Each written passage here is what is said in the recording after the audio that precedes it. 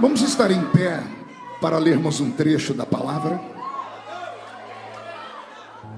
Abra sua Bíblia comigo na primeira epístola de São Paulo aos Coríntios, capítulo de número 2 e o versículo de número 9. Deus está aqui. Primeira epístola de São Paulo aos Coríntios, capítulo de número 2 e o versículo de número 9. Diz assim o texto: mas como está escrito, as coisas que os olhos não viram, os ouvidos não ouviram e não subiram ao coração do homem, são as que Deus preparou para aqueles que o amam. 3 améns, então vou ler de novo. Mas como está escrito, as coisas que os olhos não viram, os ouvidos não ouviram e não subiram ao coração do homem, são as que Deus tem preparado para aqueles que vieram para o Renova Rio nessa noite. Feche a Bíblia, coloque no banco, na cadeira, e pegue na mão da pessoa mais perfumada do seu lado. Eu tentei bonito, não deu certo. Perfumado deve ter alguém. Isso. Aperte a mão dessa criatura com carinho até ela falar aleluia. Pentecostal que não faz barulho. Está com defeito de fabricação, não é? Vamos orar? Senhor, mais uma vez nós te adoramos. Mais uma vez pedimos permissão para entrar na sua presença. E a minha oração, Senhor, nesta noite é muito simples. O meu pedido é que o Senhor cerque esta igreja com a sua glória, e que num raio de 5 quilômetros, onde houver um demônio alojado, eu dou a esses demônios segundos para sumirem de paciência, porque se não sumirem, serão queimados pelo poder da sua glória que aqui será derramado.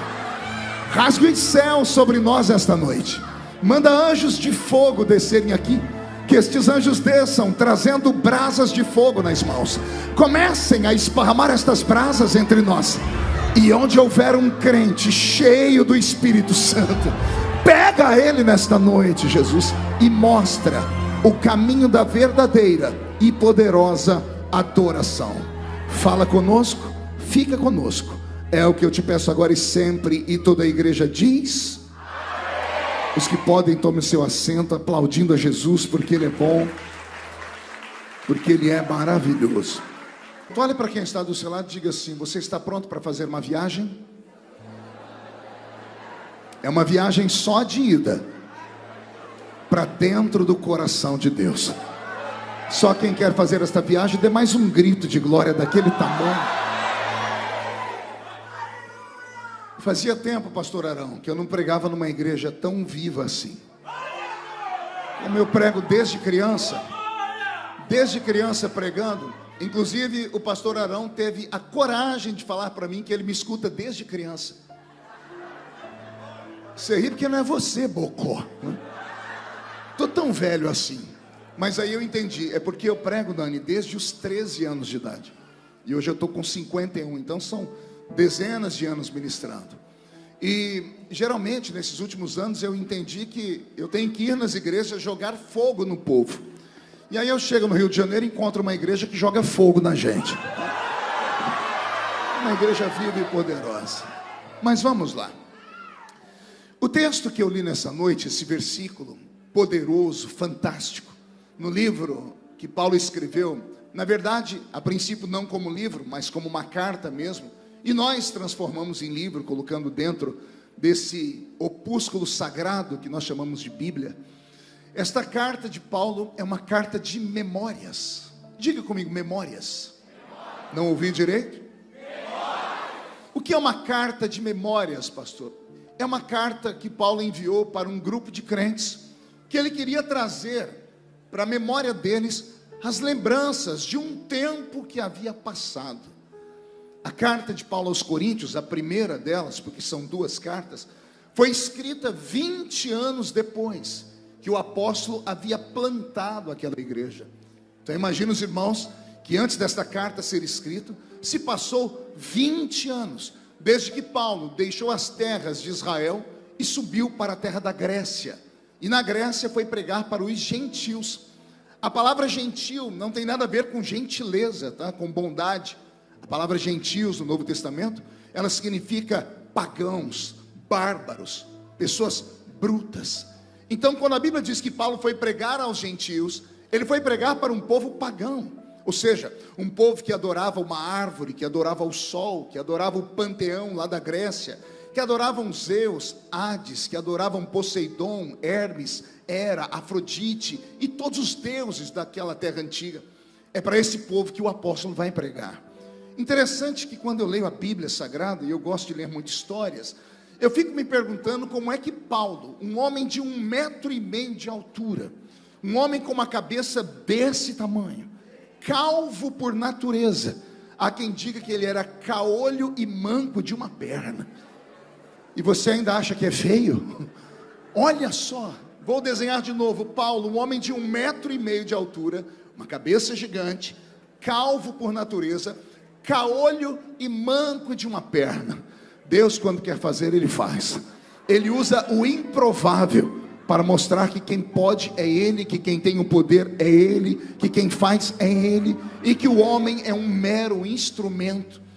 E é esse Paulo, esse nanico, esse homem sábio, que ao invés de pregar para o seu próprio povo, para os judeus, ao invés de pregar para um povo que tinha mais necessidade que o dele, que era o povo da África, porque eu não sei se você sabia, Israel faz divisa com o continente africano, na cidadezinha de Tebas. Saindo da cidade de Tebas, você entra no Egito, e o Egito é o primeiro país da África. Então, o continente africano sempre foi um continente assolado por fome, por doenças, por coisas ruins. Então, se alguém quer estabelecer um ministério e ganhar muitas almas, ter uma igreja gigante, bastaria descer para o Egito, levando um pouco de dinheiro e cultura, levando um pouco de dinheiro, cultura e fé, e então você teria a oportunidade de inaugurar uma igreja com milhares de membros. Eu digo isso porque eu já estive pregando várias vezes no continente africano. Se você nunca ganhou uma alma para Jesus e gostaria de ter isso no seu currículo antes de sair da terra, se você tem um pouquinho de dinheiro, junte um grupo de amigos e faça uma viagem para a África.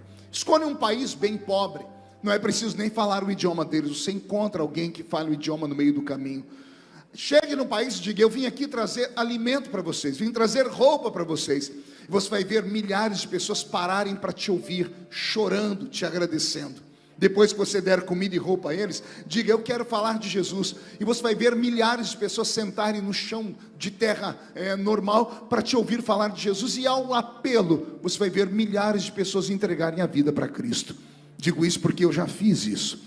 Então, se você quiser criar um ministério poderoso, gigante, ter história para contar, era só sair de Israel e descer para o Egito, e do Egito para as pairagens do continente africano.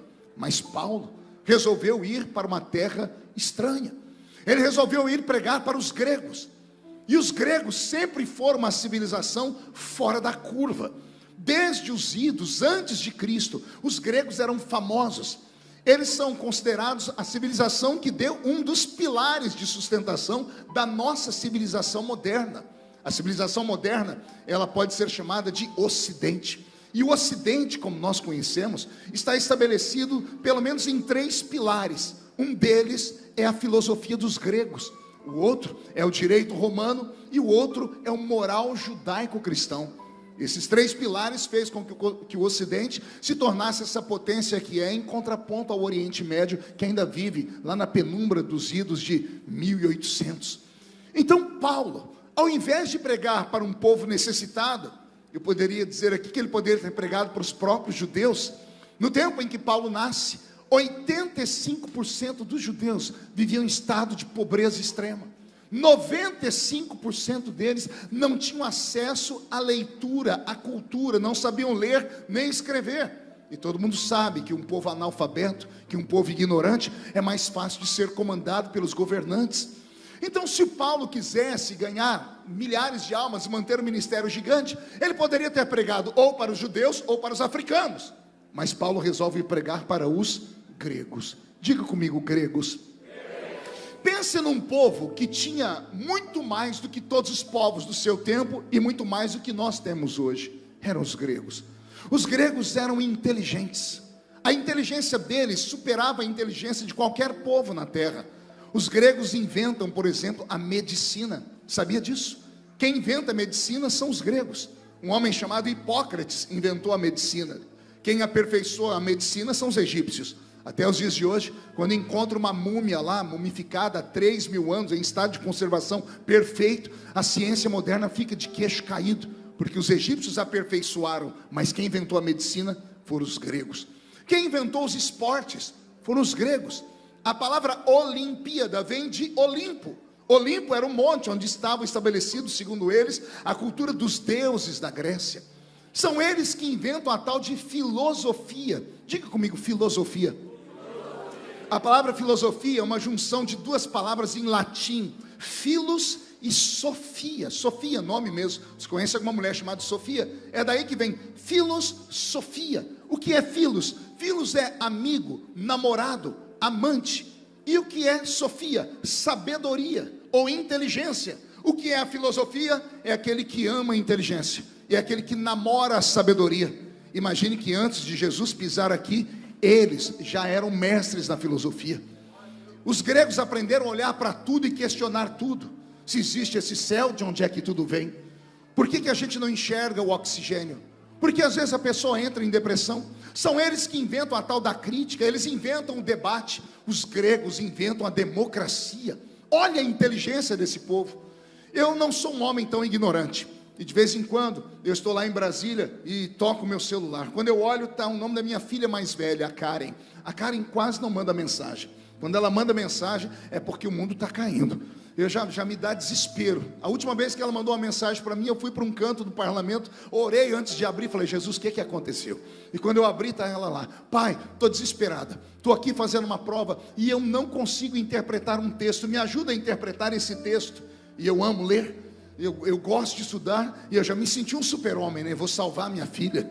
E quando eu comecei a ler o texto, Nani, eu li a primeira linha, li a segunda, voltei para a primeira de novo. Li a primeira, a segunda, a terceira, voltei para a primeira linha de novo, porque eu não entendia bulhufas de nada. Aí, como eu não entendia nada, eu fui para baixo e li quem é que escreveu o texto. Estava lá, Platão.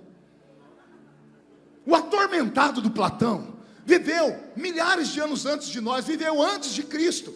E os professores da universidade tentam fazer os nossos filhos entender o que ele escreveu há 3.000 anos atrás. Pense numa mente fora do normal. E eu só falei de Platão. Imagine se eu falasse de Sócrates, de Aristóteles, que foram as mentes mais prodigiosas daquele mundo antigo. Você já viu Jesus pregando no Sermão da Montanha? Já leram isso? Vocês perceberam que Jesus pregava na rua? Quem já viu isso? Sabe de onde é que Jesus pegou isso? Dos gregos. Os gregos levaram as escolas para o meio da rua. São eles que começam a ensinar ao ar livre, porque até a Judéia, até Israel vivia naquela época sob a influência do ensinamento dos gregos. E quem criou tudo isso? Esse tríade chamado de Sócrates, Aristóteles e Platão. Então, pregar para um povo ignorante que não sabe ler e escrever é fácil. Pregar para um povo que não consegue interpretar um texto é fácil, porque na argumentação você quebra qualquer pessoa. Agora, pregar para os gregos, que sabiam tudo e um pouco mais, aí não é normal. Pregar para um povo que não se ama, porque quando olha no espelho não sabe se está de frente ou de costa. Você conhece gente assim? Tem gente que você olha e diz assim: ainda bem que Jesus salvou a alma, porque o resto... Não, e ainda tem gente que diz que aquilo ali é imagem e semelhança de Deus. É muito complicado, porque tem umas criaturas que chega a pesar a aparência da pessoa. Uma pessoa que tem problema de autoimagem, de autoestima, é fácil você ganhar ela para Jesus, porque ela tem falências na sua mente.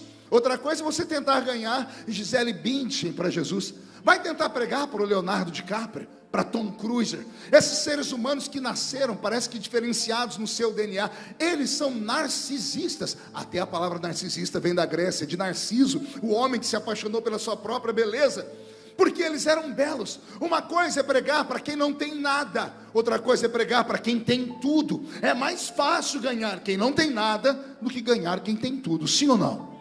Já já você vai entender porque eu estou falando tudo isso. Os gregos não eram só inteligentes, eles eram bonitos.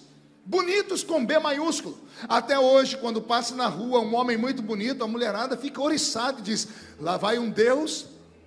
Ah, elas sabem tudo, tá vendo? Deus grego. Por que Deus grego? Se você tiver dúvida, digita no Google aí, quando o culto terminar, deuses gregos, e você vai ver a imagem dos deuses da Grécia. É de cair o queixo. O poderoso deus da Grécia chamado Zeus, você vai ver uma imagem de um deus que tem um peito desse tamanho, uma barriga de tanquinho, igual a do Nani Azevedo que estava cantando aqui. É idêntico, Nani, idêntico. Ele, um queixo quadrado, aquele olhar viril, aquele cabelo perfeito, segurando um raio, olhando para a terra e dizendo: eu tenho todo o poder. Esse é Zeus. Mas se você pegar Hércules, Teseu e todos os deuses da Grécia, eles são perfeitos na beleza. As deusas gregas, então, nem falar. Um dia eu venho aqui falar sobre o véu que as irmãs estão usando, à luz do que Paulo está ensinando na Grécia. Paulo está ensinando aos gregos, porque todas as deusas da Grécia, nenhuma delas deixava o cabelo solto, todas elas prendiam o cabelo aqui para cima, porque elas eram bonitas esteticamente falando, e os gregos eram apaixonados pela nuca da mulher. Por isso Paulo na Grécia falou: coloquem o véu, porque senão os homens não conseguem nem prestar atenção no culto. Eles olham para as mulheres gregas bonitas. Isso é um ensinamento bíblico. Então as mulheres da Grécia e os homens da Grécia eram bonitos por natureza. Ei, uma coisa é você pregar para uma pessoa que só tem 2 dentes na boca, o zagueiro e o atacante. Outra coisa é você tentar ganhar para Jesus essas beldades que caminham aqui no Rio de Janeiro. Por quê? Porque as pessoas que não têm falência com a sua imagem, elas têm por dentro delas uma autoestima, elas são capazes de vencer na vida. É mais fácil você pregar para quem não se ama do que para quem se ama demais.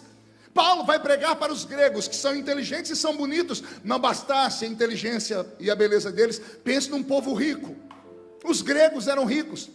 Nós temos na Grécia uma cidade chamada Éfeso, a 3ª maior cidade da Grécia. Nós temos uma carta escrita aos Efésios. Se tornou uma igreja tão poderosa que Jesus no Apocalipse mandou uma igreja para ela, o anjo da igreja que está em Éfeso. A cidade de Éfeso em baixa temporada tinha 500.000 habitantes, em alta temporada 1 milhão de habitantes. Por quê? Há 2.000 anos atrás tinha uma cidade desse tamanho, por causa do seu comércio e do porto marítimo. Todos os países daquele mundo antigo, para poderem se locomover, eram obrigados a parar ali. Estava num ponto geográfico tão perfeito que nenhum barco conseguiria, ou navio, ir além dali, se não parasse ali para comprar alimentos, para fazer com que os seus escravos, que era o combustível de manter os navios navegando, para eles descansarem. Então isso transformava a cidade de Éfeso no ponto econômico mais poderoso daquele mundo antigo. Os gregos eram bonitos, os gregos eram inteligentes e os gregos eram ricos. E não bastasse isso, eles tinham um céu, mas eles são tão egoístas que o céu era só deles. O céu da Grécia ficava no alto da montanha, que eu já citei aqui, que era o Monte Olimpo. E lá do Monte Olimpo, os deuses da Grécia governavam o mundo todo, mas os deuses também eram gregos. Então olha que coisa. Uma coisa é você pregar para um povo pobre, feio e ignorante, e que não acredita em nada. Outra coisa é você ir pregar para alguém que tem beleza, inteligência, sabedoria e tem a sua própria religião. E aqui eu fico apaixonado, porque esse Paulo vai dar uma lição para nós, que se nós aprendermos hoje, a gente pode virar o mundo de cabeça para baixo. Paulo está provando, indo pregar para os gregos, que essa história de que o evangelho é só para pobres é balela, de que o evangelho é só para gente ignorante é conversa fiada. Paulo está provando que quando Deus quer fazer, Ele não faz pela aparência ou pelo intelecto da pessoa, Ele faz pelo que a pessoa tem necessidade aqui dentro. Não, você não entendeu, vou falar de novo. O evangelho não é dado aos pobres, porque os pobres são assim um assado. O evangelho não é deixado de ser dado aos ricos, porque os ricos são assim um assado. O evangelho não é dado para aparência e não é dado para a mente. O evangelho é dado para o coração. E Paulo entendeu isso. E aí quem lê a Bíblia vai dizer: pastor, é claro que Paulo vai ganhar os gregos, ele era inteligente, ele era advogado, ele era um homem preparado. Eu sei de tudo isso, mas se você ler a 2ª carta dele aos Coríntios, ele vai dizer assim: olha, quando eu fui ter convosco, gregos, nada do que eu vos falei foi em sublimidade de palavras de sabedoria humana. Olha o que Paulo está dizendo para os gregos: quando eu fui pregar para vocês, eu não ganhei vocês porque eu era inteligente, eu não ganhei vocês porque eu cheguei aí falando em outros idiomas, Eu não ganhei vocês porque eu sabia sobre os epicureus e sobre os estoicos. Não, aí Paulo vai dizer: quando eu fui ter convosco, nada do que eu vos falei foi em sublimidade de palavras de sabedoria humana, mas quando eu fui ter convosco, tudo que eu mostrei para vocês foi em revelação, foi em demonstração de Espírito e poder de Deus. Me subiu um arrepio aqui pelo alto da coluna. Me escute. Quando Jesus resolveu dar o Pentecoste, Ele deu para Pedro, Tiago, João e os outros que estavam ao lado deles. O Pentecoste foi dado para homens normais, comuns, simples, e a maioria deles analfabetos. Você sabia disso? Alguém aqui sabia, por exemplo, que Pedro e João não sabiam ler nem escrever? Você sabia disso? Pastor, mas tem as cartas e os livros dele. A maioria dos livros que levam o nome de Pedro não foi escrito por ele, foi escrito por discípulos dele. De João, alguns foram escritos por discípulos e alguns por ele mesmo. Eles eram analfabetos. Está escrito em Atos dos Apóstolos, capítulo 4 e capítulo 5. Depois do Pentecoste, ouviram Pedro e João pregar, e as pessoas que estavam ali diziam: não são estes homens iletrados? Como, pois, pregam com tanta eloquência? Iletrado é analfabeto. João vai aprender a ler e escrever com 90 anos de idade, porque ele está na ilha de Patmos e Jesus dá uma ordem para ele: tudo que você vê, escreve num livro. João é obrigado a entrar numa escola depois que sai da ilha de Patmos. Com 90 anos de idade, ele foi alfabetizado para poder escrever o Apocalipse. Então, o primeiro Pentecoste, o primeiro mover do Pentecoste foi dado para homens e mulheres iletrados. Até aqui tudo bem. Mas quando saímos do Pentecoste, vemos que a igreja do Novo Testamento não quis cumprir o ID para o mundo inteiro. Pedro, Tiago e João só queriam pregar para os judeus. Jesus tem que levantar um outro homem, e esse homem que ele levanta é o apóstolo Paulo. Só que Paulo não é ignorante. Paulo é um homem estudado. Quando a Bíblia diz que ele falando, que a Bíblia dizendo que ele é doutor da lei, a Bíblia não está dizendo que ele era um sacerdote. Sacerdote era da tribo de Levi e Paulo era da tribo de Benjamim. Então ele não podia ser sacerdote. Quando a Bíblia diz que ele era doutor da lei, a Bíblia está dizendo isso em ipsis literis, ou seja, está dizendo isso de maneira literal. Ele era um doutor em lei, ele era um advogado. Mas vocês lembram que eu disse que 95% da nação de Israel não sabia ler nem escrever? Nós tínhamos ali a nação inteira que não sabia ler e escrever, e encontramos um Paulo que, além de saber ler e escrever, é advogado. Paulo não era só um advogado. Quando a Bíblia diz, ele falando: eu falo mais línguas do que todos vocês, alguns crentes já entram no mistério, dizem: eita, que Paulo era do fogo. Não, Paulo não está dizendo que ele está falando em língua de anjo. Ele está dizendo: eu falo mais línguas do que todos vocês, ou seja, eu sou poliglota. Ele se comunicava em vários idiomas. Um homem, para se comunicar em outros idiomas, precisa estudar as línguas, numa época em que o povo dele não tinha acesso à escritura, à leitura. Paulo era um homem rico. Quando ele vai brigar com um homem, chegando em Roma, ele diz assim: eu também sou cidadão romano. A Bíblia diz que quem estava prendendo ele se afastou, porque bateram nele. Alguém diz assim: como você é cidadão romano, se eu tive que comprar com muito dinheiro o meu título, e você é cidadão romano? Como ele diz: eu sou por natureza. Paulo vinha de uma casta da sociedade judaica que era rica e poderosa. E aí, quando Jesus quer revelar o evangelho pleno, quando ele quer revelar o Pentecoste pleno, ele não dá para Pedro, Tiago e João. Pedro e João conheciam alguns dons. Eles conheciam curar os enfermos só de um jeito, colocando a mão sobre eles. Eles conheciam línguas e conheciam interpretação de línguas, porque em Atos 2, as pessoas receberam esse dom e interpretavam as línguas. Pedro recebeu o dom da revelação quando ele teve uma visão, mas parou aí, parou em 4 dons. Aí vem o apóstolo Paulo, e na primeira carta aos Coríntios, no capítulo 12, ele fala de 9 dons espirituais. Quem lembra disso? Então Paulo recebeu a revelação plena do Pentecoste, enquanto Pedro, Tiago e João recebeu a revelação parcial. E por que eu estou dizendo isso? Porque a maioria das pessoas com quem eu viajo, já entrei em debates com muitos pastores, eles acham que nós gritamos, pulamos e acreditamos em nós porque somos burros e ignorantes. Alguns crentes são tão arrogantes que só porque eles têm anel de formatura, são poliglotas e andam em carro importado, eles acham que esse poder de Deus não é para eles. Tem alguns que não querem nem ser chamados de pentecostais. Os que gostam do carisma do Espírito se chamam neopentecostais. porque até a adoração deles é mais tranquila. Não é igual aquelas que eu vi o vídeo das irmãs cantando aqui, entrando no mistério dessa igreja. Não, eles fazem tudo meio comedido, porque essa turma que é estudada, que tem um pouquinho mais do que a média dos brasileiros, acham que esse barulho, essa efusão e esse Pentecoste não é para eles, porque eles são diferenciados, importantes e inteligentes. Essa turma precisa dar um pouquinho mais de Bíblia, porque quando Deus quis dar o Pentecoste pleno, Ele não deu aos ignorantes, Ele deu a um homem que era estudado. Ou seja, o Pentecoste não é para a mente, o Pentecoste é para o coração.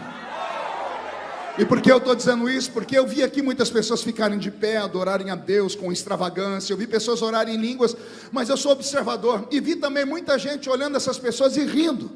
Vi algumas pessoas fazendo assim, como que dizendo: para que tudo isso? Não precisa de tudo isso, essa extravagância toda. Ô seu geladão, deixa eu falar com você. Você é uma criatura que vem para o culto e está tão frio aqui, que se alguém ficar mais 5 minutos perto de você, pega um resfriado. Deixa eu te falar uma coisa: o Pentecoste não é dado para você observar, não é dado para você analisar. Se você não entende o que está acontecendo, fecha a sua boca, fecha o olho e fica quieto. Porque tocar num crente que está possuído pelo Espírito Santo, tocar numa pessoa que está fazendo coreografias extravagantes, porém não é para você, é para o Espírito Santo e para Jesus, você corre o risco de enfiar a mão numa caixa de marimbondos. Eu respeito o mover do Espírito Santo. Eu acredito que o Espírito Santo, quando está muito feliz, ele pega o crente, ele pega o homem, a mulher. Essas pessoas entram na presença dele, eles dançam como Miriam, eles expulsam demônios, eles agarram o diabo pelo chifre, eles esfregam a cara do diabo no chão. Eles acreditam na existência de anjos, eles acreditam na existência dos dons espirituais. E Deus nos trouxe hoje aqui só para isso. Por que eu estou falando isso? Porque parece que eu encontrei uma igreja que de fato acredita naquilo que a Bíblia diz que é para acreditar.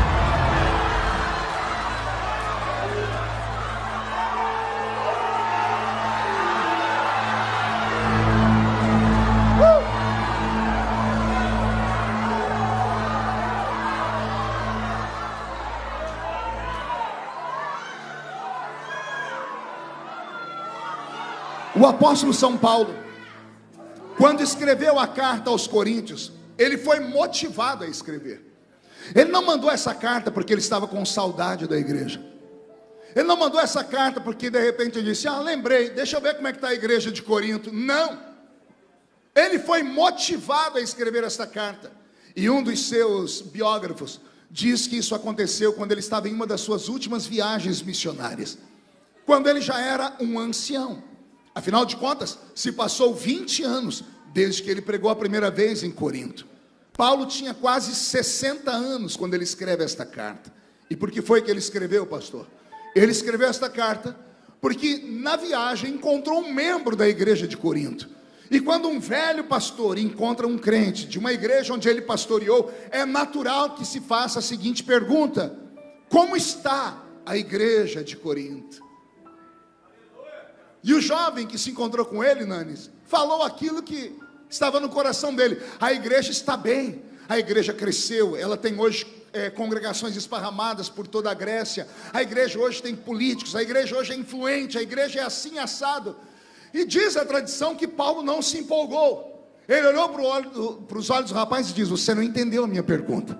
Eu perguntei como está a igreja de Corinto. E o rapaz então foi obrigado a meditar e dizer assim: desculpa, agora eu compreendi. O senhor está falando da parte que a igreja faz, porque a igreja trabalha. A igreja está bem, ela está cuidando do órfão e da viúva. Afinal de contas, a verdadeira religião é essa: cuidar dos órfãos e das viúvas. A igreja está cuidando das crianças, a igreja faz um trabalho social, ela distribui comida, ela distribui roupas, ela leva sopa para os pedintes de rua. A igreja está trabalhando. E diz a tradição que Paulo não se empolgou de novo. Ele olhou para o rapaz e disse: você ainda não entendeu a minha pergunta. A minha pergunta é: como está a igreja de Corinto? E o rapaz, sem saber o que falar, disse: eu não entendo. E Paulo explicou para ele que o que para o rapaz era igreja, para Paulo não era. Existem duas palavras que nós acabamos confundindo no meio da caminhada. Uma é organismo, a outra é organização. A igreja verdadeira não é uma organização, ela é um organismo. Pastor, explica melhor. Explico. O que é uma organização? A organização, ela é engessada. A organização, para ser reconhecida pelo Estado, porque diante do Estado ela tem direitos e deveres, e sem o Estado dar o aval, ela não pode sequer existir. Pergunte ao pastor para registrar essa igreja, ou quando ele vai abrir uma igreja em qualquer outro lugar, não se pode abrir do nada. É preciso que haja o reconhecimento do Estado, e o Estado, para registrar uma igreja, ela tem que ser uma organização. E o que é uma organização? Ela tem nome fictício, ela tem CNPJ, ela tem documentos, ela tem um grupo chamado de presidência, de diretoria, e esta organização, ela é dona de coisas naturais, de coisas materiais. Ela é dona de dinheiro, ela é dona de bancos, ela é dona de instrumentos, ela é dona das nomenclaturas que é dado dentro dela: apóstolo, bispo, pastor, diácono, presbítero, evangelista, semideus, quarto membro da Trindade, essas coisas. A igreja é quem dá esses nomes, porque ela detém esta autoridade. Esta igreja, organização. O problema da organização é que ela não tem vida, porque ela é fria, é engessada, ela é feita somente de coisas dessa natureza aqui, ou seja, da horizontal. E às vezes nós, quando alguém pergunta como vai a sua igreja, nós só lembramos desta igreja, lembramos da placa da igreja, do templo bonito, da música, de tudo que nós temos. E para Jesus isso não é a verdadeira igreja, porque a verdadeira igreja não é uma organização, ela é um organismo. E o que é um organismo, pastor? O organismo tem vida, o organismo respira, o organismo olha, ouve, toca, precisa de um abraço. O organismo precisa se alimentar. O organismo tem sentimentos. Paulo não estava preocupado com a organização, Paulo estava preocupado com o organismo, porque Paulo não veio fundar mais uma instituição, ele veio trazer Cristo para os corações. Paulo sabia que existiam organizações onde Cristo não estava lá dentro dela. Meu Deus do céu, pastor, isso é uma heresia? Não é. Se eu te falar que tem igrejas cristãs, evangélicas, católicas, ou qualquer vertente do cristianismo, onde Jesus não está dentro delas, você acreditaria? Pelo menos um amém eu ouvi aqui. Alguém pode dizer: não, pastor, mas se a igreja é no nome de Jesus, só do nome dele estar ali, ele está ali. Não, não está. Leia Apocalipse 3:20. Eu passei a vida inteira pregando em cultos ao ar livre para o pecador. Está escrito: eis que estou à porta e bato. Se alguém ouvir a minha voz, eu entrarei, cearei com ele, ele ceará comigo. E eu dizia aos pecadores: Jesus está batendo a porta do seu coração, amigo. Se você abrir a porta, ele entra. Mas eu estava errado. Isso é apenas uma interpretação, mas o texto literal não é esse. Jesus estava na porta de uma igreja que levava o nome dele, uma igreja fundada no nome dele, uma igreja que diziam que era dele, mas ele não podia entrar dentro da igreja. É Jesus que está dizendo: eu estou à porta batendo, me deixa entrar, mas ninguém me deixa entrar. Se alguém abrir a porta, eu entro. Se não abrir a porta, eu fico do lado de fora. Eu estou pregando pelo mundo inteiro há mais de 30 anos. Eu já entrei em igreja assim, onde Jesus não pode estar lá dentro. Por quê? Porque a natureza humana é mais poderosa do que a dele. O homem tem que ser o ego, o centro de toda adoração. E por isso são igrejas fadadas ao fracasso. Mas de repente eu entro numa igreja viva, onde o nome de Jesus é adorado, o nome de Jesus é glorificado. Fazia tempo, Nani, que eu não ouvia você cantar pessoalmente. Eu me emocionei ali, porque suas palavras, seu louvor é cristocêntrico. É só Jesus, é glória a Jesus, é tudo para Ele. Eu estou cansado de ir em lugares e ter cantores que têm nome, têm poder, têm fama, mas eles vão cantar, é tudo para eles. Isso é uma mensagem de guerra, uma mensagem de raiva, uma mensagem de vingança, uma mensagem dizendo: eu vou chegar, eu vou pisar, eu vou levar, eu vou acabar, eu vou matar. Está tudo esquisito. Este não é o evangelho verdadeiro. O evangelho verdadeiro é quando Jesus é glorificado, quando Ele é adorado, quando Ele é o centro das nossas atenções. Por exemplo, eu tenho certeza de que Jesus está aqui dentro. Por quê? porque eu senti a presença dele. Enquanto eu prego, é ele que move o seu coração para adorar. Não é palavra de efeito, não é a música, é a presença dele. Ele ainda caminha no meio dos castiçais. Ele caminha procurando fogo, e aqui tem fogo. E se não tem fogo, ele vai queimar você nesta noite, porque a presença dele é tudo e um pouco mais.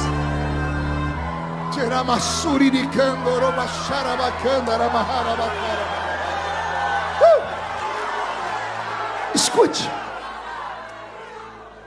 Quando Paulo questiona o rapaz e o rapaz entende, e Paulo diz: eu quero saber como está a verdadeira igreja. A igreja, organização, tem nome. Lá, aqui eu pastoreio, chama Assembleia de Deus, Ministério Catedral do Avivamento, filiada à Convenção Geral das Assembleias de Deus do Brasil, onde meu pastor é o pastor José Wellington Bezerra da Costa Júnior. Olha só como o crente sabe tudo.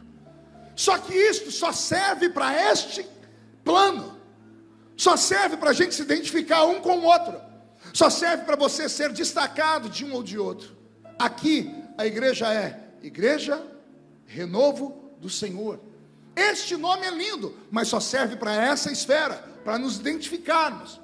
No céu, esta igreja não tem lugar. No céu, a minha igreja não tem lugar.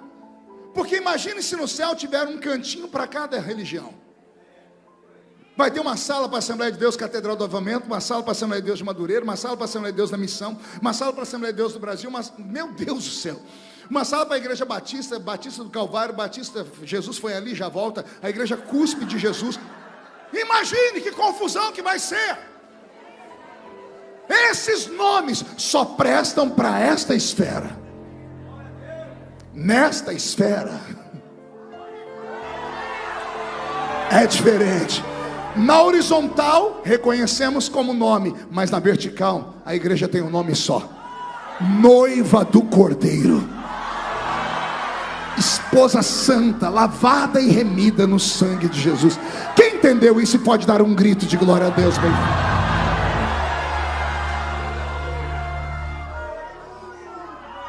O dia que eu fui registrar a minha igreja, você já vai entender porque eu falei minha, foi o dia mais feliz e o dia mais triste da minha vida. O dia mais feliz porque eu estava inaugurando um trabalho novo na minha cidade com autorização do meu pastor. O mais triste foi que o escrivão que foi registrar a igreja era meu amigo, cidade pequena. Ele falou: você veio registrar a igreja? Eu disse: vim. Ele sentou na frente do computador e disse: vamos lá, qual é o nome da igreja? O nome que você vai dar: Igreja Evangélica Assembleia de Deus, Ministério Catedral do Avivamento. Ele digitou. Endereço? Digitou.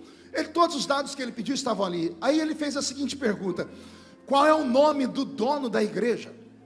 E eu disse: Jesus de Nazaré. E ele sorriu e disse: parabéns, você tem aí o CPF dele?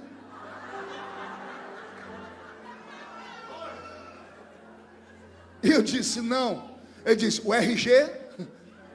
Falei: também não. CNPJ? Eu disse: também não. Ele disse: então você me desculpe, mas não dá para registrar a igreja. Falei: por quê? Essa igreja tem que ter um dono. Esta organização tem que ter um presidente, alguém que vai responder por ela. Eu disse: para quê? Ele falou: se cair o teto e morrer alguém dentro do culto, quem é que o Estado vai processar? Quem é que vai se responsabilizar? Jesus? Você tem o CPF dele? Eu disse: não. Então, para registrar alguém na terra tem que ser o dono. E eu com muita vergonha, aí vem a parte triste, eu disse: pode colocar meu nome aí. Você ri porque não foi você. Quando terminou o registro, eu saí lá fora, eu entrei dentro do carro, mas com uma vergonha de Deus. Falei: Jesus, me perdoa, aquele homem ele é um ignorante, ele não sabe o que ele está fazendo. O senhor sabe que aqui está meu nome, mas é o senhor que é o dono aqui, né? Jesus falou para mim: não, filho, ele tem toda razão. Como assim? Essa igreja aí é sua, não é minha não. Por isso tem o seu nome aí. Mas Senhor, o senhor disse: não, ele tem toda razão. Esta igreja que você registrou, ela é sua. Você é o responsável por ela. A minha igreja, ela não tem esses nomes pomposos. O senhor disse: a minha igreja se chama Marco, Arão, Nani, Roberto, Ainoã, Cris. Esta é a verdadeira igreja. Quando a Bíblia diz: as portas do inferno não prevalecem contra a minha igreja. Do que é que você acha que a Bíblia está falando? Não, pastor, a igreja nada pode fechar ela. A pandemia fechou a gente por 2 anos. Quantas igrejas não voltaram depois que a pandemia terminou? Quantos não deram conta de pagar o aluguel? Quantos pastores amigos meus tiveram que trabalhar de Uber e não conseguiram restaurar mais? Alguém vai passar na porta e vai dizer: esta igreja aqui fechou. Então quer dizer que as portas do inferno prevaleceu contra ela? Não. Pergunte por que não. Fechou a organização. O organismo continuou adorando a Deus dentro de casa. O organismo continuou adorando a Deus nas lives. O organismo continuou adorando a Deus lá no quartinho do fundo, dobrando o joelho antes de dormir. A família continuou sendo unida, continuamos a cear. As portas do inferno podem prevalecer contra a Assembleia de Deus, pode prevalecer até contra a igreja Renovo do Senhor, mas contra você, contra a minha vida, contra a minha casa, contra os seus filhos. Vou dizer de novo: as portas do inferno podem prevalecer contra qualquer entidade religiosa, mas contra aquele que tem o nome escrito no livro da vida. Pode se levantar 11.000 demônios contra quem tem o nome escrito no livro da vida. 1.000 cairá de um lado, 10.000 cairá do outro lado, e esta criatura não será atingida. Não pode ser atingida.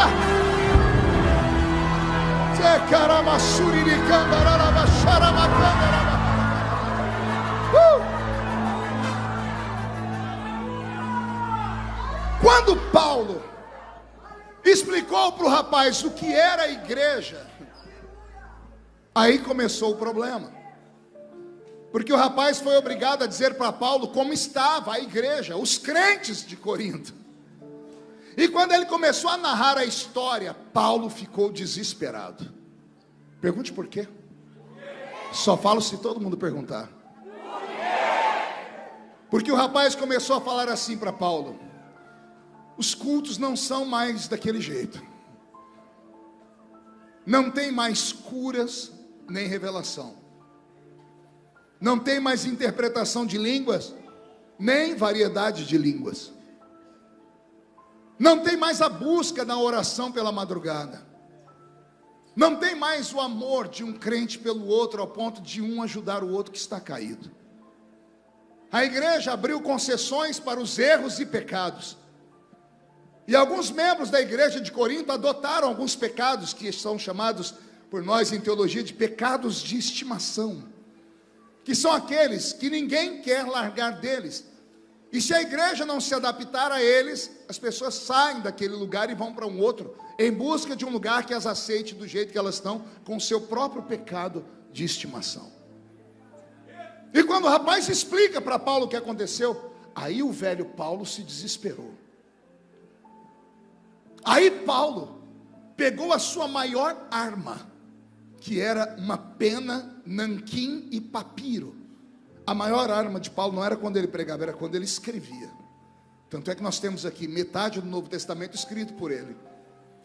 Paulo começou a escrever uma carta para a igreja de Corinto. E o que é que ele dizia na carta? Esta igreja não era assim. Esta igreja era diferente. A igreja que eu plantei não foi essa. O evangelho que eu levei para vocês não foi esse. E Paulo não estava falando de costumes humanos. Paulo estava falando da essência do culto. Paulo estava falando daquilo que ele havia ensinado os gregos. Por isso que ele vai dizer: quando eu fui ter convosco, eu não levei pura teologia, eu levei demonstração de espírito. Ou seja, eu mostrei para vocês que o céu era de verdade, que quando dobramos os joelhos e buscamos ao Senhor em pureza e santidade, o céu se mistura com o culto. Paulo dá um ensinamento que ultimamente eu tenho falado muito pelas igrejas. Paulo explica, por exemplo, que não adianta você entrar na igreja. Tem muitos crentes que hoje, no século 21, olham para o pastor e dizem: o senhor tem que pegar leve e ficar feliz que pelo menos eu estou vindo na igreja. Não, pela Bíblia Sagrada, isso não significa nada. Do que adianta você entrar aqui, mas a sua mente está lá no último capítulo do que você está assistindo da Netflix. Do que adianta você estar aqui, mas sua vontade mesmo era ter que pegar o seu TikTok e ficar olhando aqueles filminhos de 30 segundos que tem consumido o seu dia, a sua noite, o seu casamento, matando os seus filhos. Do que adianta você estar aqui e não prestar atenção no que eu estou pregando? Do que adianta estar aqui somente para cumprir um rito? Do que adianta você, obreiro, vir para cá, mano, eu vou no culto porque senão o pastor me põe de gancho? Do que adianta você estar aqui, menina, porque se eu não for, minha mãe vai brigar comigo, meu pai vai brigar comigo? É por isso que os nossos cultos não saem mais da terra. Tudo fica nessa atmosfera. Paulo ensina, quando vocês se ajuntam, nada acontece. Mas quando vocês se ajuntam, e uns têm salmos, e outros têm testemunho. Aí Paulo diz, quando vocês cantam e vocês testemunham, vocês saem da terra e entram nas regiões celestiais. Paulo está tentando ensinar para a igreja de Corinto: vocês estão vivendo esses tempos aí só do passado por causa disso. Vocês não conseguem mais sair da terra. Por que não conseguem mais sair da terra? Porque vocês não vêm para adorar a Deus de verdade. Vocês vêm para a igreja parecendo um bando de gente necessitado. Vocês não querem mais um Jesus que salve a alma de vocês. Vocês querem um Deus mágico que cure a sua doença, que resolva o problema do seu casamento, que dê dinheiro para você não passar fome. As pessoas vêm para a igreja hoje no século 21 desse jeito. Elas não querem Deus, querem o gênio da lâmpada, que você esfrega a lâmpada, ele sai e realiza todos os seus desejos. As pessoas hoje em dia, os crentes mais modernos, não querem nem mais ouvir um pregador pregar. Eles querem ouvir coaches. Ai, Jesus, já ouviu falar de coaches? Alguns pastores estão se especializando em ser coach. O que é um coach? Coach é uma pessoa extremamente habilidosa com palavras, um manipulador de sentimentos e de mente, que é capaz de provar para você que mesmo você sendo vesgo, você é a cara do Leonardo DiCaprio se olhar de outra perspectiva. Entendeu isso ou não? O coach é capaz de pegar a senhora que entrou aqui dentro parecendo uma bruxa e sair do mesmo culto achando que é a Xuxa. Porque ele só vai falar aquilo que você quer ouvir. Ele vai mexer com o seu ego. Ele vai dizer, você pode, você vai chegar, você vai conquistar. E os crentes estão especializados nisso. Quando alguém prega o evangelho verdadeiro, quando alguém começa a falar, sem santidade ninguém verá o Senhor. Quando alguém começa a falar, você está aqui, mas você não é daqui, você é de outro plano. Quando você começa a ensinar que aquele que espera em Cristo somente para esta vida é o mais miserável de todos os pecadores, quer que eu traduza? Está escrito, aquele que espera em Cristo só por causa do seu casamento, só por causa do dinheiro, só por causa do milagre, aquele que faz a campanha e mais campanha só em busca de ver o céu se manifestar na terra, é o mais miserável de todos os seres humanos. É o que está escrito. Por quê, pastor? Porque eu não venho aqui em busca daquilo que Deus tem para me dar, eu venho aqui para agradecê-lo por aquilo que Ele já me deu. Pastor, e o que foi que Deus me deu? Coisa ruim. Você esqueceu que quando você entrou aqui a primeira vez, você era caído, desgraçado, pobre, cego e nu? Esqueceu que antes de ser crente, lá fora os cachorros lambiam a sua boca, porque você vivia cheio de cachaça, a senhora vivia cheia de demônios, a senhora era uma mulher de vida duvidosa. Pegue as suas fotos de antes de você ser crente, se você não queimou elas. Pegue as fotos de antes e olha de agora, e você vai ver a transformação que Jesus te fez. Aí você entra aqui dentro, cruza os braços, cruza a perna, fica me olhando com essa cara feia, parecendo cara de quem foi batizado num pote de vinagre. Vem para uma reunião pentecostal e não abre a boca nem para respirar. Fica me olhando aí com essa boca travada, essa boca de aço, essa língua de ferro, esse queixo de concreto. Está num culto onde a emoção está aflorando no ar e não derrama uma lágrima, não esboça nenhum sentimento, fica me olhando com esse olho seco, parecendo olho de sapo que morreu no dia de enchente. Aí você quer dizer que é uma igreja viva? Você está fora do prumo. A igreja viva, ela adora Jesus, quer seja na bênção, quer seja na maldição. Se Deus der, ela diz, Ele é Deus. Se Ele não der, ela continua dizendo, Ele ainda é Deus. Se Ele der, ela vai dizer, o meu Deus é dono de tudo. Se Ele não der, a pessoa vai gritar, eu sei que o meu Redentor vive e em breve se levantará sobre a terra.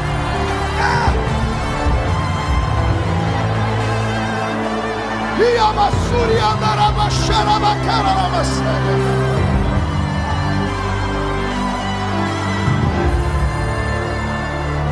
Ei, levante a mão direita para o céu, faz assim. Quem estiver filmando, faz uma filmagem disso que fica bonito na imagem, mas tem que ser rápido, que o povo também cansa o braço. Coloque essa mão no ombro de quem está do seu lado, agarra o ombro da pessoa, pede para ela licença, diz assim para ela: o médico falou para não contrariar o pastor Marco. Entendeu, né? Agarrou a pessoa, chacoalha ela até ela ficar irritada agora. Isso irrita a criatura. Diga para ela: Deus te trouxe aqui para isso. Sacode ele, sacode, diga: para isso. Diga: Deus te trouxe aqui para te dar uma sacudida. Ele vai sacudir a sua fé, vai sacudir a sua vida espiritual, vai sacudir a sua vida de santidade, vai sacudir o seu casamento, vai sacudir a sua vida profissional, vai sacudir a sua vida emocional. Deus vai sacudir o seu ministério, Deus vai sacudir essa cidade, Deus vai sacudir esse estado, Deus vai sacudir o Brasil. É hora de sermos sacudidos pela glória.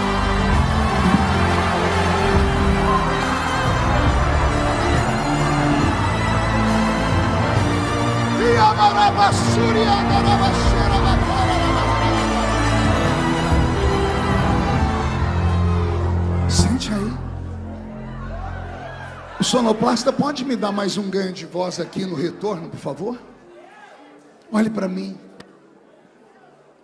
A geração que Paulo encontrou dentro do barco se preocupava com a aparência. E Paulo não estava preocupado com a aparência, porque a essência da igreja vai além da aparência.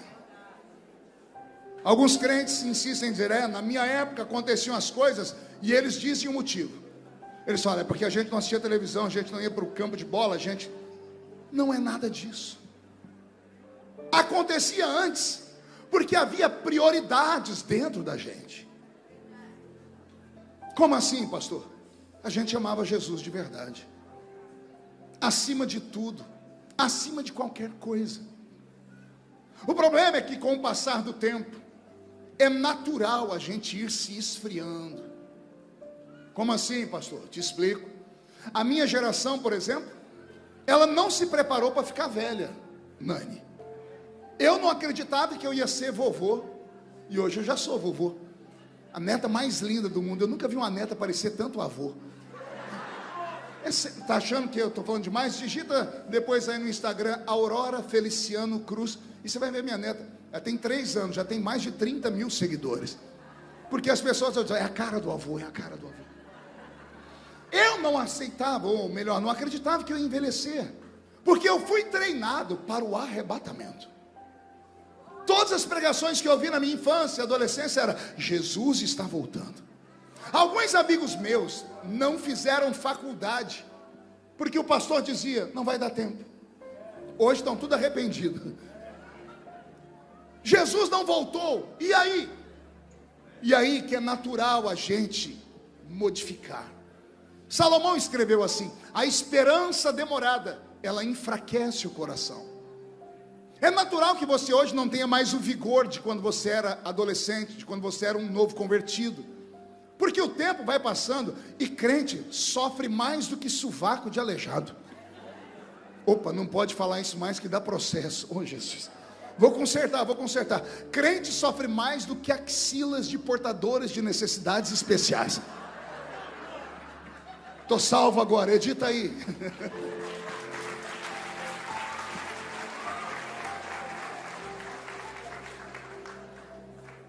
É natural que as coisas não aconteçam no nosso tempo. O que não pode sair de dentro de nós é a esperança de que Cristo vive, e de que a qualquer momento ou Ele vem para nós, ou nós vamos para Ele. Só existe essas duas certezas na vida, de que mais cedo ou mais tarde, ou nós vamos, ou Ele vem. E nos dois sentidos nós temos que nos preparar. Por isso a gente vem para o culto. Mas o culto não pode ser para nós entretenimento. Você não pode vir à igreja apenas porque você está numa reunião social para rever um amigo, ver amiga. Não, isso aqui não é só uma igreja, é um quartel-general. Esse culto não é um culto comum. Esse culto aqui é onde o líder desse exército chamou os soldados e disse: hoje vocês vão ouvir soldados experientes na guerra. Quando traz um Nani Azevedo, quando traz um Marco Feliciano, diz que nós estamos da melhor idade, é porque a gente tem cicatrizes. Você viu meu irmão falar que ele sobreviveu a um Covid, só esta palavra dele, você já podia ter ido embora para casa porque despertou fé. Agora você está ouvindo alguém pregando, alguém que carrega no corpo cicatrizes. Quem me viu pregar desde criança, se fechasse os olhos aqui, ia dizer, é o mesmo menino da Vila Tatu. Mas entrar aqui, abrir o olhão e me viram com barba branca, me viram sem gravata e começar a dizer, ele não é mais o mesmo. Acabou a unção, não acabou não, ô seu bocó, seu besta. É que para você, o que mudou foi a aparência. E você acha que a aparência tocou na essência. É natural que as coisas com o tempo evoluam. Quem aqui já usou Bombril para lavar louça em casa? Levante a mão para eu ver. Ó, tem gente que nunca usou Bombril, nunca pegou num prato para lavar louça, né? Está entregando agora. Todo mundo já usou Bombril. Quem já usou Bombril? Quer ver? Quem já usou Bombril há 10 anos atrás? 20, 30, 40, 50. Ó, se eu ir mais um pouquinho, eu encontro mais alguém aqui. O Bombril alguma vez mudou? Mas e a embalagem dele? Ah, a embalagem mudou, mas o Bombril nunca mudou. Por que mudaram a embalagem? Com o passar do tempo é preciso mudar a embalagem para ser aceita, ou para o produto ser aceitável. É natural que a nossa embalagem, Nani, mude. O cabelo branqueia, os olhos ficam assim, vai caindo tudo. Está escrito, Eclesiastes 12:7, quando o homem morre, o pó volta ao pó, e o espírito volta a Deus. Parte de nós veio da terra, parte de nós veio do céu. Ninguém pensa nisso enquanto é jovem, mas quando a gente chega nos 50 anos, é natural começar a pensar nisso, porque quem já fez 50 como eu, nós começamos a entender que agora paramos de subir. Dos 50 é só descida agora. Dobramos a curva do Cabo da Boa Esperança. Bicho, só quem é velho vai entender isso aqui. Então é natural que quando você chega nessa fase da vida, você tenha outras prioridades. Amém até aqui? Vocês já perceberam que quando a gente vai ficando velho, tudo cai?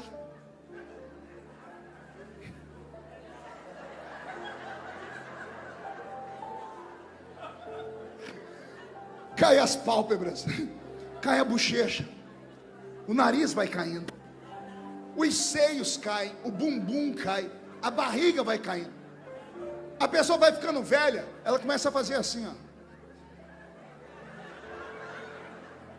Se ficar muito velha, ela termina os dias dela assim, ó. Pergunte, o que é isso, pastor? Só fala se todo mundo perguntar. A terra reclamando que é dela. Você veio daqui, me devolve. Já percebeu que igrejas, principalmente as mais espirituais, são cheias de pessoas mais velhas?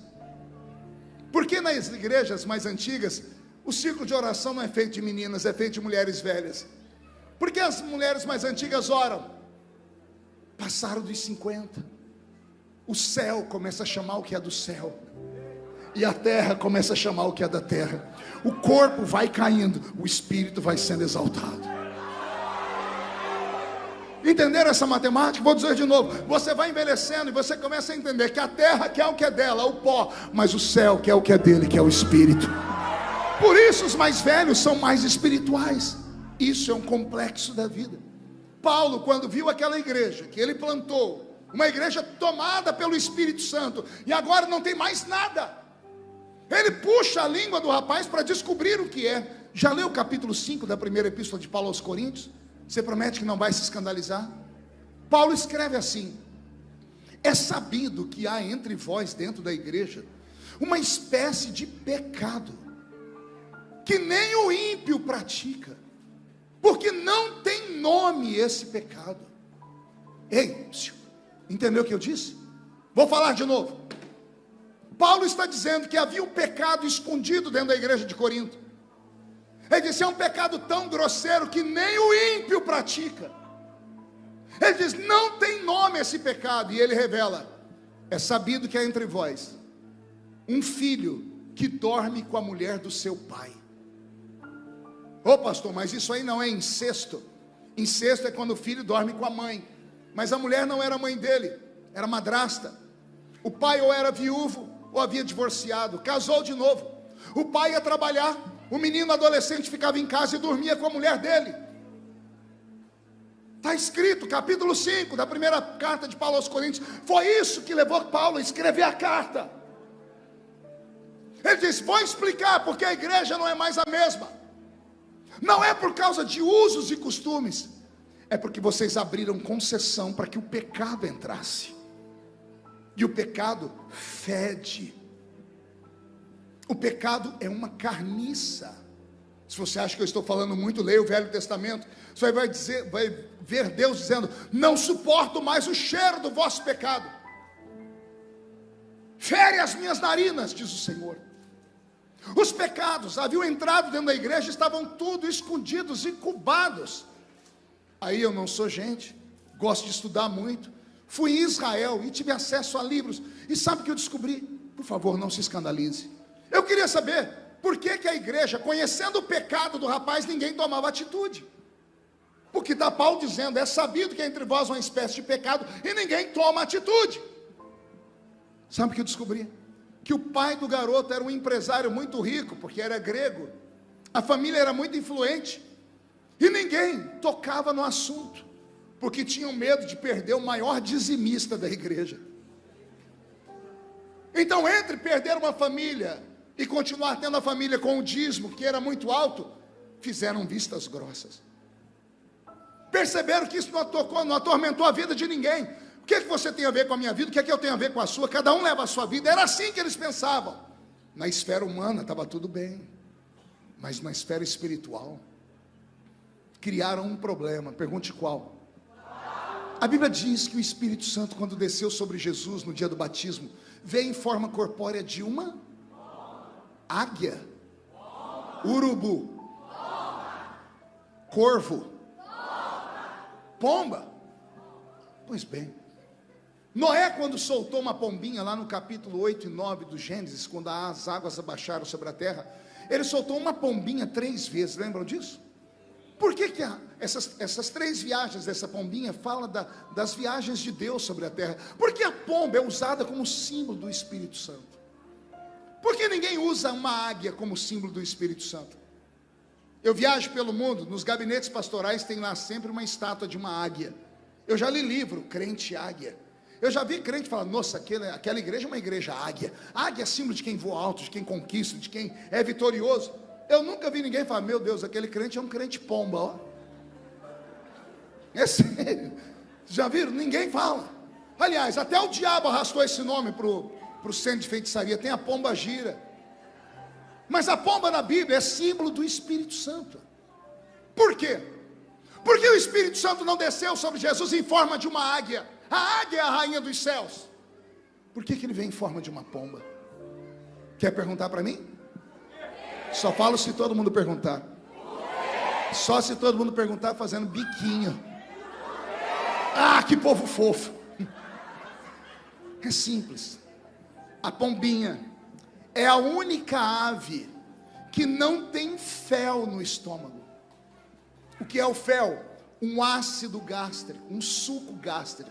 Para que serve o ácido gástrico que existe dentro do estômago quando se come qualquer coisa muito dura, como ossos, larvas, carne em estado de putrefação que pode matar a pessoa? É preciso ter um suco gástrico, um ácido que derreta tudo isso. A águia tem. Por quê? Porque a águia é uma ave de rapina, ela mata para sobreviver.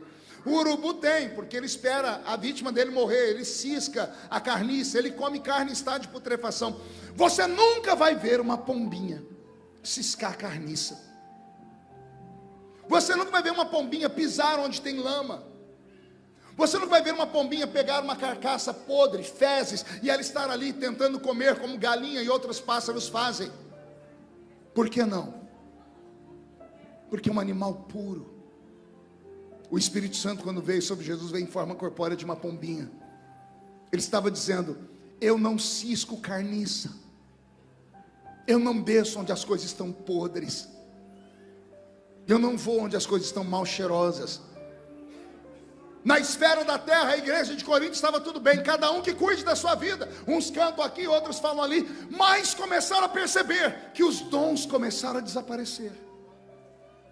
já não tinha mais línguas, já não tinha mais dons. Como é que o senhor sabe? Leia a carta toda. No capítulo 13, Paulo começa dizendo assim: olha, o amor nunca falha, mas acabando o amor, acaba tudo. Lembra? Ainda que eu falasse na língua dos anjos. No versículo 8 do capítulo 13, Paulo fala assim: havendo línguas, cessarão. Havendo profecias, serão aniquiladas. Por que Paulo fala isso no capítulo 13? Porque no capítulo 12 ele fala dos dons do Espírito Santo. Paulo está fazendo assim: se você não ama o Espírito Santo, que é quem dá os dons espirituais, se você não respeita a presença dele no culto, ele não vai mais se manifestar entre vocês.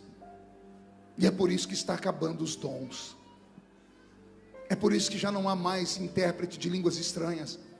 Tente lembrar a última vez que você viu alguém levantando com o dom de variedade de línguas e um outro crente levantando e interpretando. Tente lembrar a última vez. Olha, a nossa mente nem consegue buscar mais. Mas quando eu me converti, tinha isso todo dia na igreja. Profecias, a gente ouvia profecias de verdade, não essas hoje, que é feito tudo por causa de Facebook. Eu não entendo essas revelações à base de CPF, RG. Eu não entendo isso. Com todo respeito, eu não entendo. Qual é a intenção de Deus em revelar o número do seu CPF? Em revelar o número do seu RG? E os crentes correm tudo atrás dessas porcarias. A verdadeira revelação, ela está sumindo. Porque no nosso meio já não há mais pureza dessa altura que atraia o Espírito Santo. Ele está aqui. O problema é que ele não consegue pousar sobre muitos. Você não percebe de vez em quando o culto tem um crente que pula, fala em língua estranha, chora, aí do outro lado tem alguém olhando com a cara de sonso. Aí esse que não sente nada diz assim: aquele lá está imitando. Não é. É porque aquele lá atraiu a presença do Senhor. E você não sente nada porque tem alguma coisa na sua vida atrapalhando a presença do Senhor. Pastor, o senhor veio lá dos cafundó do Judas para falar de doutrina aqui dentro? Não, você tem pastor para isso. Eu vim falar de uma coisa mais séria que doutrina: vergonha na cara. Vergonha na cara. Aqui não é a casa da mãe Joana. Aqui ainda é um templo do Deus vivo. Aqui nós viemos com uma única intenção: adorar o nome do Senhor. Aqui nós não viemos para aplaudir homens, nós viemos aqui para prestar um culto a Ele. E se você quer prestar um culto de adoração ao Senhor, aproveite, já que estamos no Rio, renova, ou renovo para o Rio. O que é um renovo? Ou você está buscando uma coisa nova, ou você está falando como Jeremias falou no capítulo 5, verso 21 da carta de Lamentações: renova os nossos dias como antes. Vou falar de novo: renova os nossos dias como antigamente. A minha oração nessa noite é essa: renova os nossos dias como quando eu me converti. Quando a gente entrava no culto, sabia como o culto começava, mas não sabia como ele ia terminar. Sabia a hora que ia começar, mas não sabia que hora que ele ia terminar. E eu sei que os mais importantes vão dizer: isso é uma igreja que não tem equilíbrio. Não é nada isso. É uma questão de liberdade para o Espírito Santo. Eu tenho certeza que enquanto eu prego, ele faz uma vistoria na sua alma e no seu coração. Muitos estão felizes de ouvir, outros estão se sentindo incomodados. Se você está se sentindo incomodado, deixa eu te dizer: você é a razão da minha pregação. Aos que estão felizes, eu fico feliz porque você reverbera o que eu prego. Mas para você que está parecendo que sentou em cima de um formigueiro aí, só não levantou de vergonha ainda, para você que não vê a hora que eu fale um amém para você ir para casa, para sentar na frente da televisão, assistir o Sport TV, para ver o seu ídolo querido, para assistir a Fazenda, para ouvir a sua música da Lady Gaga escondido, para você que está aqui, mas não vê a hora de encontrar com a sua amante, o seu amante, esta palavra é para você. Pastor, mas está doendo. A Bíblia diz que Deus bate e açoita só quem Ele ama. É sinal que Ele ainda te ama.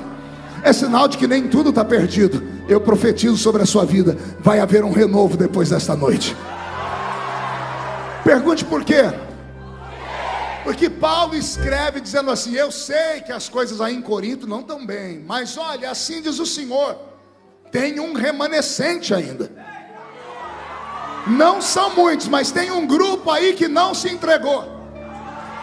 E para esse grupo que vem orando, pedindo um renovo, assim diz o Senhor: aquilo que os olhos não viram, aquilo que os ouvidos ainda não ouviram, aquilo que não subiu ao coração do homem, é o que Deus está preparando para o final desse ano de 2024. Vai haver um avivamento no Rio de Janeiro. Vai haver um avivamento aqui em Paciência. Vai haver um avivamento no Brasil. Eu profetizo que vai haver um reboliço nos céus do nosso país. O diabo pode muito, mas não pode tudo. Ele tem poder, mas quem está aqui dentro tem todo o poder. E quem tem todo o poder é o Senhor dos Exércitos, que te trouxe aqui hoje só para te dizer: se segura, carioca. Deus vai sacudir a sua igreja com autoridade e poder. Só quem acredita nisso, diga: eu creio. Fica de pé comigo.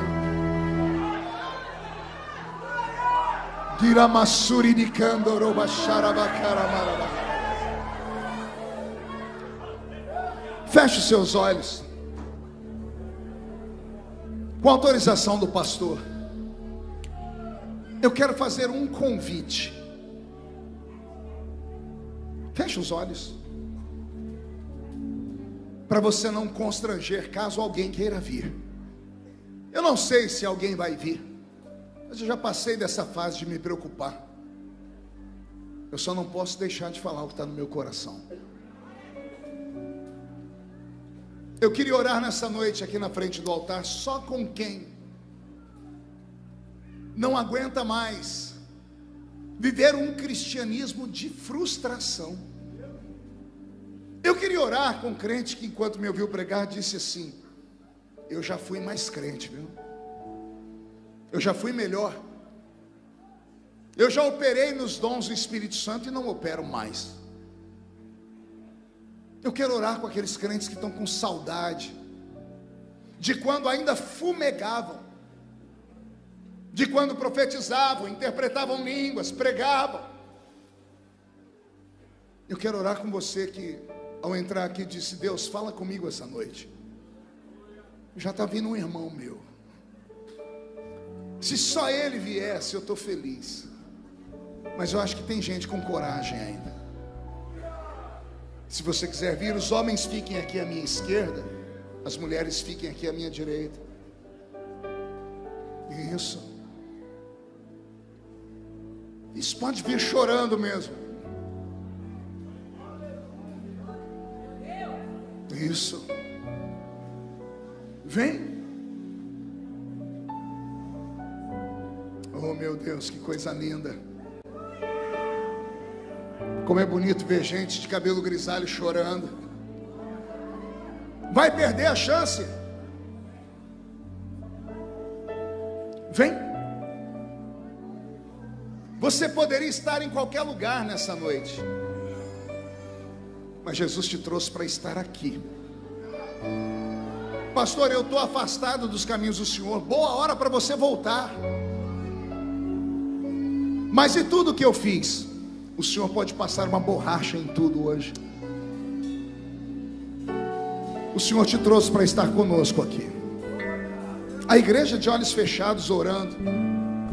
Só vem mais rápido porque eu tenho que orar. Nós estamos aqui, Senhor, nesta linda igreja. A tua palavra foi pregada com veemência, e o Senhor fisgou estas pessoas que aqui estão. Só o Senhor sabe o motivo que fez esse homem e essa mulher virem à frente do altar. E eu, como profeta, sou tomado pelo Espírito para te dizer que a sua palavra, Senhor, ela alcançou guarida, porque todos esses homens e essas mulheres estão sentindo falta de Jeová Jiré, o Deus da providência, o Deus que providenciou no passado, que pode nesta noite providenciar de novo. O Senhor pode renovar os seus filhos aqui na frente. O Senhor pode devolver as línguas. O Senhor pode devolver os talentos. O Senhor pode devolver para esses homens e mulheres aquela fome, aquela vontade da sua presença. Agora mesmo, Senhor, enquanto eu estou orando, tem um batalhão de gente intercedendo também. Enquanto eu oro no microfone, o líder da igreja está colocando as mãos sobre essas pessoas. Ah, Senhor, nós queremos a sua presença de novo. Manifesta a sua presença, Jeová. Manifesta a sua presença, Espírito Santo. Onde houver um crente batizado com o Espírito Santo nessa igreja, Pai, renova ele agora, renova ela agora. Onde houver alguém que fale em línguas, devolve as línguas agora. Onde houver alguém que profetizava, devolve o dom da profecia agora. Toma esta igreja, Senhor. Se houver alguém assistindo pela internet, buscando este avivamento, renova esta pessoa agora. E diga comigo, em nome de Jesus. Ah, mais forte, em nome de Jesus. Todos os demônios que com o passar dos tempos roubaram a minha alegria, o meu fervor, a minha santidade, os dons do Espírito Santo, a minha alegria de servir ao Senhor, eu ordeno, não estou pedindo, estou ordenando. Venham para a palma da minha mão agora. Fecha a sua mão com autoridade. Eu vou contar até 3. Nós vamos jogar no chão e vamos pisar em cima. Vai se cumprir Lucas 10:19. Eu vos dei poder para pisar sobre serpentes e escorpiões, sobre todo o poder do diabo, e nada fará mal a vocês. Quando nós jogarmos no chão e pisarmos em cima, precisamos abraçar 2 pessoas, para se cumprir Mateus 16. Quando 2 ligam na terra, está ligado no céu. Quando 2 concordam aqui embaixo, um anjo bem forte dá um grito no céu. Você nunca mais será o mesmo. 1,5. Sua família sentirá orgulho de você de novo. 2. Quem viver verá, para ver o que Deus fará na sua vida até dezembro desse ano. 2,5. Esta igreja vai crescer a 100 por 1. Brasil e mundo recebendo o renovo que há nesse ambiente. 2,75. Paciência será chamada de terra do avivamento. 3. Jogue no chão, pise em cima. Pode aplaudir e gritar. Quem pode aplaudir, gritar e dar um pulo para cima? Pastor Arão, para terminar, eu tenho um recado para o diabo. Que o inferno escute isso, olha. Sai da frente, Satanás!